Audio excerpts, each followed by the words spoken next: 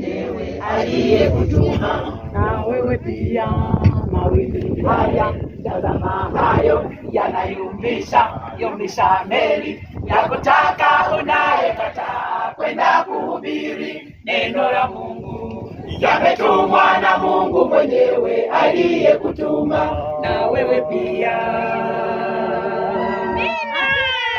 unapotumwa kuhubiri, nenda usikatae. Unapotuma mwana kwaya, nenda usiogope.